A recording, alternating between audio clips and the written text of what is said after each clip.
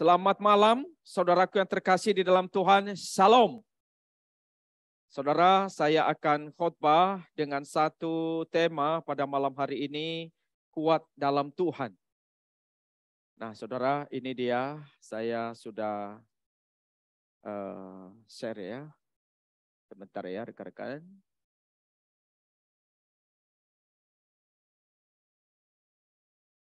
Mari kita buka Daniel pasal yang pertama, ayat 1 sampai 7.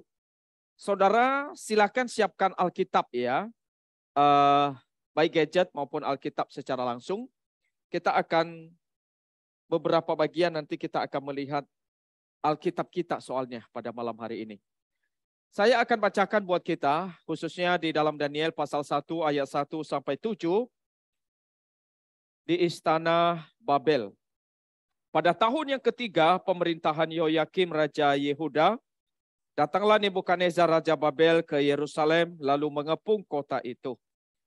Tuhan menyerahkan Yoyakim Raja Yehuda dan sebagian dari perkakas-perkakas di rumah Allah ke dalam tangannya. Semuanya itu dibawanya ke tanah Sinear, ke dalam rumah dewanya.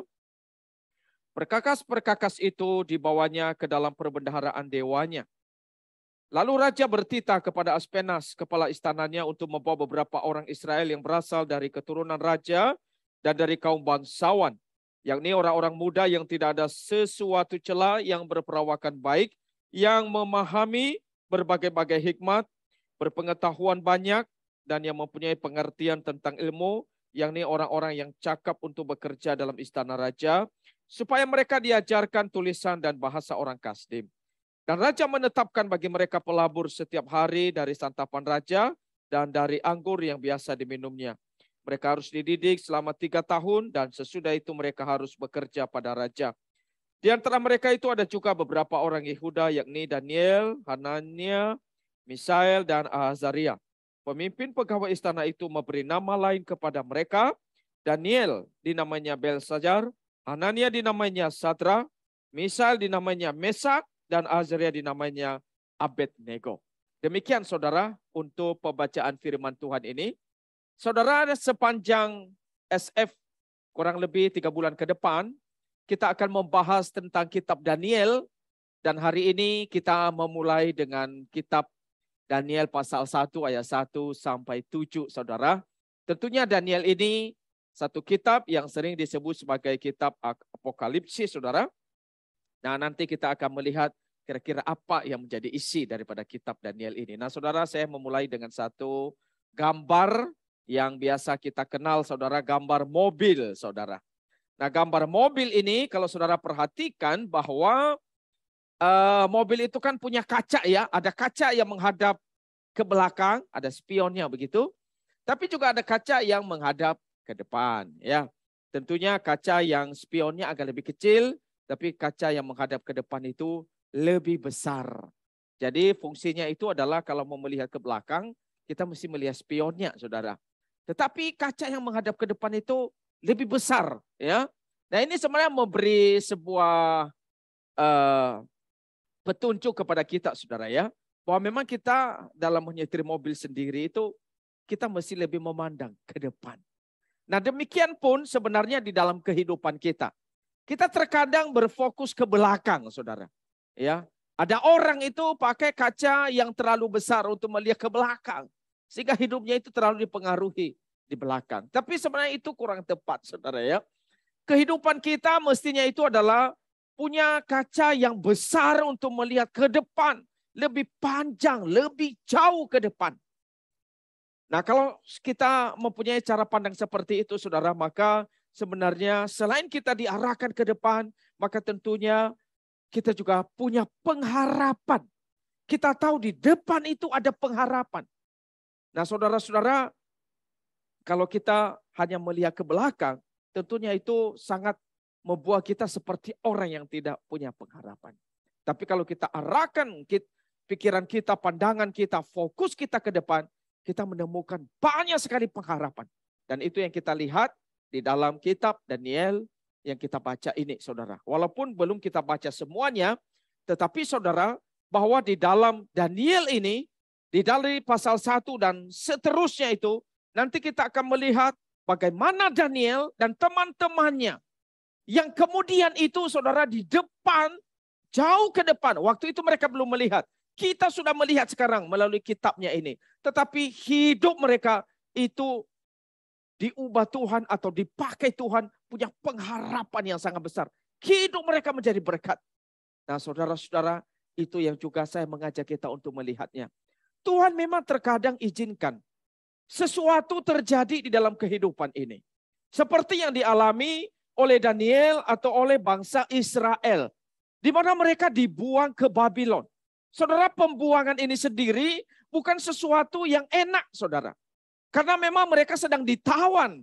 Mereka dibuang. Sekaligus ini juga menjadi sebuah pembelajaran dari Tuhan untuk mereka. Untuk bangsa ini. Untuk Raja Yoyakim ini. Jadi Tuhan buang mereka selama 70 tahun di Babel. Jadi pada waktu mereka di Babel itu juga bukan sesuatu yang nyaman buat mereka. Karena mereka harus meninggalkan Yerusalem. Meninggalkan daerah mereka. Tetapi saudara, meskipun mereka dibuang, tetapi juga Tuhan itu tidak membiarkan. Tuhan tidak meninggalkan mereka. Nanti kalau kita melihat bagaimana perjalanan mereka di Babel itu, di Babylon, itu Tuhan pimpin luar biasa. Termasuk Daniel. Termasuk teman-temannya yang lain. Sadrak, Mesak, Abednego itu Tuhan pimpin luar biasa. Kita nanti melihat bagaimana kesaksian iman mereka. Bagaimana keteguhan mereka.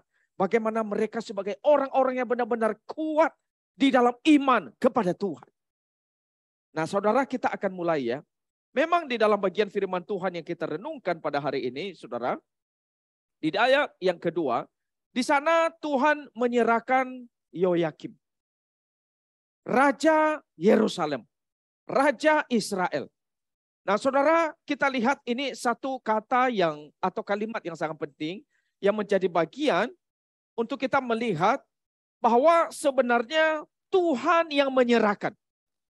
Jadi saudara, ini atas izin daripada Tuhan atau atas kehendak daripada Tuhan. Yaitu adalah Tuhan menyerahkan. Ini satu kalimat yang sangat penting di dalam awal kitab Daniel ini.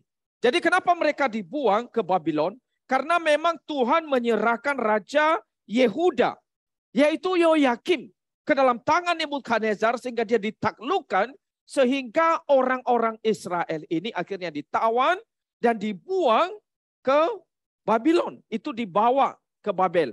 Dan itu di dalam gelombang yang pertama, itu yang dibawa itu Daniel dan teman-temannya. Nah saudara, Yoyakim sendiri ini bukan raja yang baik. Dia adalah seorang raja yang sebenarnya sangat jahat di mata Tuhan. Makanya Tuhan juga menghukum dia. Karena memang dia menjadi raja yang tidak taat, tidak melakukan firman Tuhan. Bahkan dia melakukan yang jahat seperti yang dilakukan oleh nenek moyangnya. Nah saudara, ini saya ajak kita untuk melihat ya. Di dalam 2 Raja-Raja, itu pasal 23 ayat 34 sampai 37, saudara. Saya ajak saudara untuk melihat karena kisahnya ada di sana. Jadi biar kita bisa mengikuti bagaimana kisah daripada Raja Yoyakim. Saya bacakan untuk kita. 2 Raja-Raja 23 ayat 34 sampai 37. Mulai 34. Firaun Necho mengangkat Eliakim anak Yosia menjadi raja, menggantikan Yosia ayahnya, dan menukar namanya dengan Yoyakim. Nah ini dia, jadi nama sebenarnya bukan Yoyakim, tapi setelah Nebukadnezar itu ganti namanya saudara, sehingga dia jadi Yoyakim. Nah tetapi Yoahas di bawahnya, Yoahas tiba di Mesir dan mati di sana. Lalu Yoyakim memberi emas dan perak itu kepada Firaun, tetapi ia menarik pajak dari negeri supaya dapat memberi uang itu sesuai dengan titah Firaun. Ia menagih emas dan perak itu dari rakyat negeri, dari setiap orang menurut jumlah ketetapan pajaknya untuk memberikannya kepada Firaun Necho. Jadi sebenarnya dia ini seperti raja boneka, saudara. Raja boneka dari Firaun Necho. Ya, ini di Mesir, Raja Firaun. Sehingga dia memunguti emas, uang, pajak dengan cukup memberatkan bangsanya sendiri. Lalu di ayat 36 dikatakan Yoakim itu berumur 25 tahun pada waktu yang menjadi raja. 11 tahun lamanya memerintah di Yerusalem. Nama ibunya Elajebuda binti Pedaya dari Roma. Ia melakukan apa yang jahat di mata Tuhan. Tepat seperti yang dilakukan oleh nenek moyangnya. Jadi saudara, Yehoyakim ini bukan raja yang benar. Dia raja yang juga sangat jahat di mata Tuhan. Sehingga lewat akhirnya pemerintahan dia, Tuhan juga menghukum bangsanya sendiri. Nah makanya di dalam ayat 2 ini dikatakan, Tuhan menyerahkan Yehoyakim. Nah pada waktu Tuhan menyerahkan, tentunya ini hal yang tidak mudah saudara ya. Oleh karena memang terjadi akhirnya pembuangan yang dialami oleh bangsa Israel selama 70 tahun di Babylon. Nah Daniel dan teman-temannya ini adalah gelombang yang pertama yang dibuang ke Babel. Nah kemudian saudara kita akan memperhatikan ya. Di mana Tuhan itu melakukan penghakiman yang berdaulat kepada Yehoyakim. Ya, Tuhan menyerahkan Yehoyakim ke tangan Raja Nebukadnezar di dalam ayat 1 dan 2. Tetapi saudara, meskipun memang Tuhan melakukan yang namanya pembuangan ini. Ya. Tetapi kemudian kita melihat ada anugerah dari Allah di dalam penghakiman ini. Nah ini satu hal yang sebenarnya kalau kita lihat Tuhan itu tetap ada anugerah. Meskipun memang dia begitu marah kepada umatnya. Tetapi dia tidak sampai istilahnya itu memurkai sampai tidak ada anugerah. Terkadang kita sebagai manusia bisa marah dan di dalam kemarahan kita itu terkadang nggak ada anugerah. Ada orang itu bisa marahin anaknya sampai habis-habisan. Dia lampiaskan semuanya. Bahkan mungkin sampai anaknya mati. Tetapi Tuhan kita tidak demikian, saudara. Di dalam penghakimannya, itu masih ada anugerah. Makanya kalau nanti kita lihat mulai ayat 3 sampai 20 ya. Kita nggak sampai baca ayat 20 tadi cuma sampai ayat 7. Tetapi ada anugerah-anugerah yang diberikan oleh Allah. Di dalam penghakiman itu. Sehingga saudara satu hal kalau kita lihat bahwa Tuhan itu tidak sampai menghakimi kita. Atau tidak sampai menghukum kita tanpa ada anugerah di dalamnya.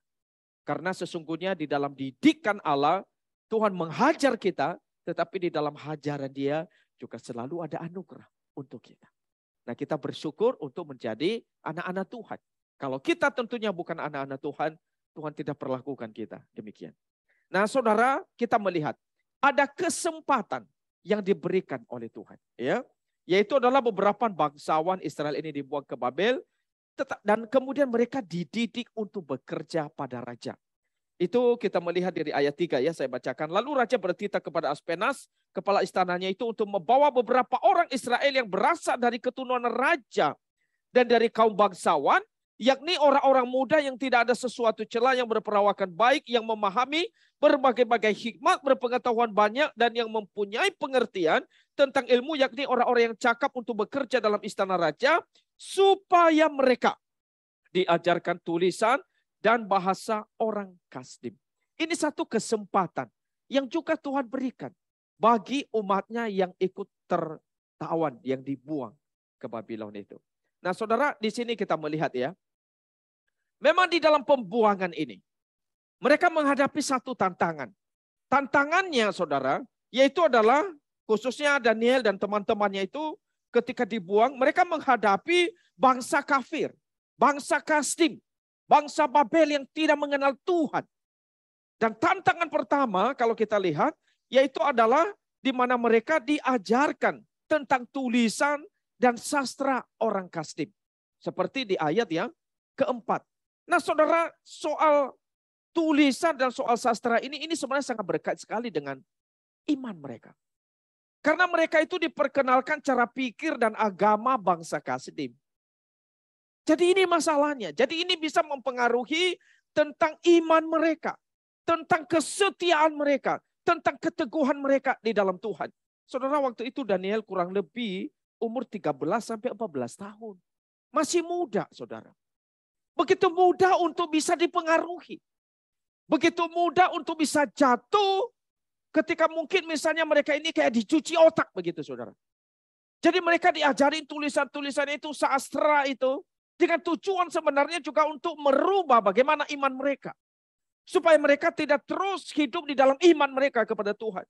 Saudara, kalau kita misalnya mau belajar tentang iman orang Yahudi, maka apa yang perlu kita lakukan, saudara? Itu sebenarnya kita perlu belajar Taurat mereka. Taurat. Jadi mesti belajar tulisan Taurat dan juga bagaimana sastra di dalam Taurat itu. Nah demikian juga yang dipakai cara oleh orang-orang Kasdim ini. Mereka diajari tulisan dan sastra itu. Dan bukan hanya itu tantangannya, saudara. Kemudian dikatakan di dalam ayat yang kelima, di mana mereka juga makan dari santapan raja. Di dalam ayat yang kelima itu dikatakan, saya bacakan buat kita, dan raja menetapkan bagi mereka pelabur. Pelabur itu artinya makanan, saudara ya.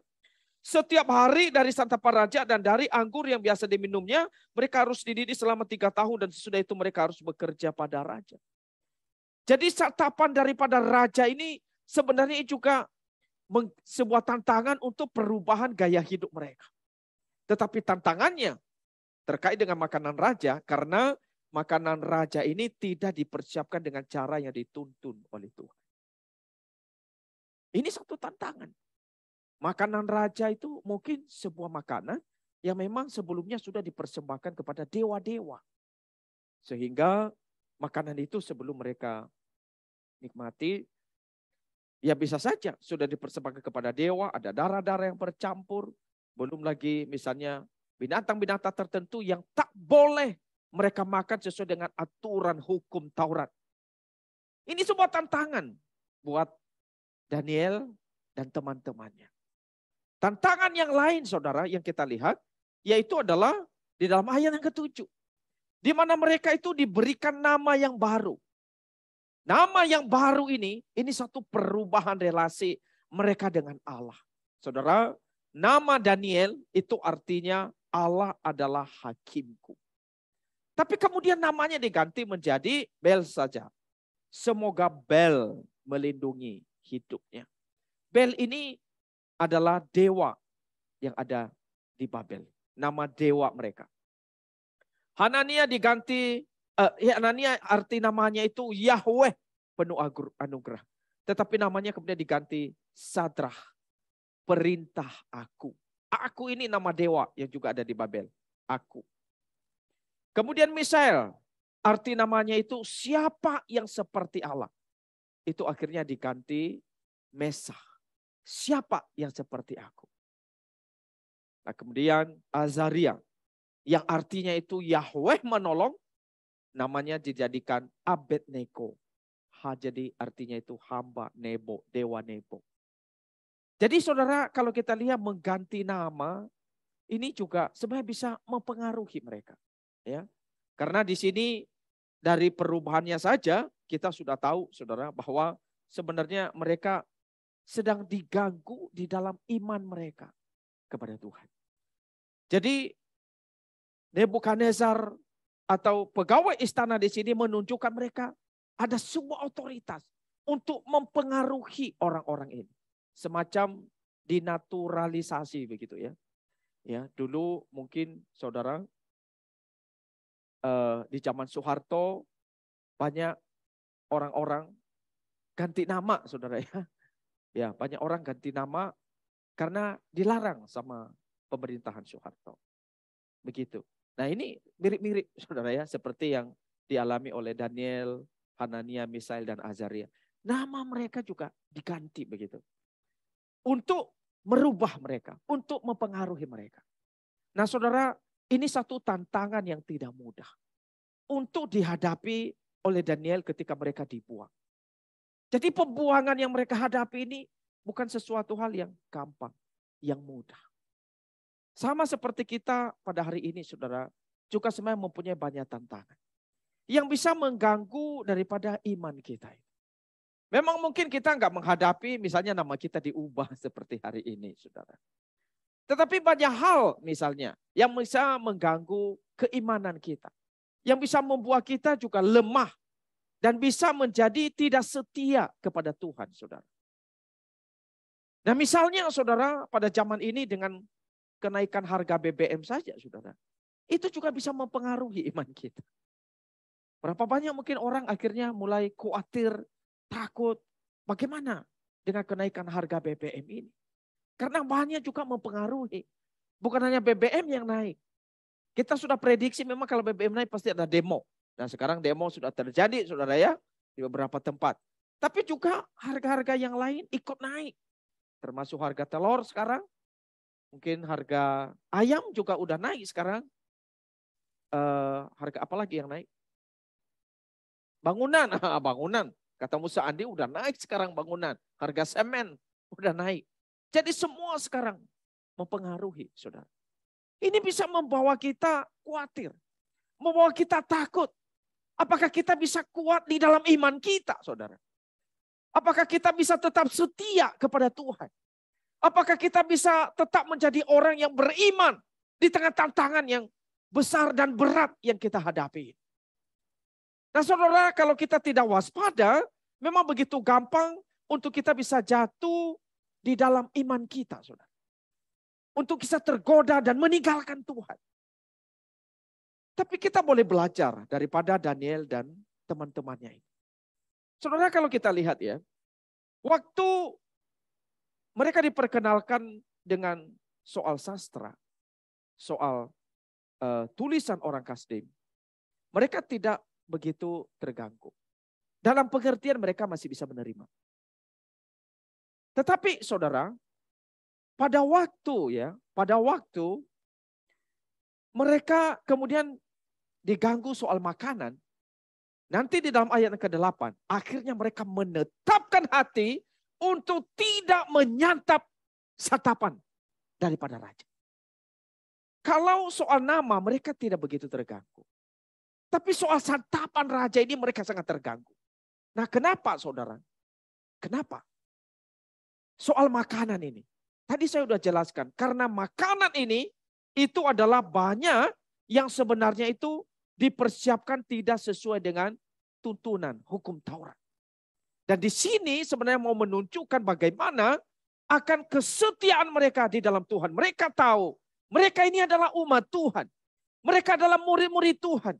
Mereka adalah orang-orang yang mesti menjaga kekudusan kehidupan mereka agar mereka, saudara, berbeda dengan orang-orang Kasdim, dengan orang-orang Babel. Sehingga mereka tidak mengikuti pola dan cara hidup daripada orang-orang yang tidak takut kepada Tuhan. Saudara, disinilah sebenarnya menjadi sebuah contoh teladan buat kita. Bagaimana di tengah tantangan yang begitu berat, kita tetap masih menjaga kehidupan kita, kekudusan hidup kita, menjaga akan iman kita, bahkan juga agar kita tidak tergoda, akhirnya bisa bergeser dari iman kita. Saudara, nanti kita akan melihat bagaimana ketetapan hati mereka, bagaimana kesetiaan mereka dari ayat 8 dan seterusnya. Minggu-minggu berikutnya kita akan membahas lebih dalam soal ini. Bagaimana Daniel, bagaimana Sadrak, Mesak dan Abednego. Orang-orang yang begitu kuat di dalam Tuhan. Mereka setia, teguh dan tidak mau digoncang oleh berbagai macam godaan dan segala tantangan yang ada. Saudara, kiranya hal ini juga boleh menguatkan kita. Firman Tuhan malam ini. Kita adalah murid-murid Kristus. Sudah diselamatkan oleh Kristus. Sudah menjadi milik Kristus. Mari teguh beriman di dalam Kristus. Karena Tuhan pun sebenarnya sangat setia pada kita. Meskipun mungkin kita sedang menghadapi tantangan yang sulit di dunia hari ini. Karena BBM naik, karena sakit penyakit, dan berbagai macam hal. Tetapi biarlah di dalam kesulitan yang ada, di dalam tantangan yang ada, iman kita tidak goyah. Tapi terus kuat, kuat, dan kuat di dalam Tuhan.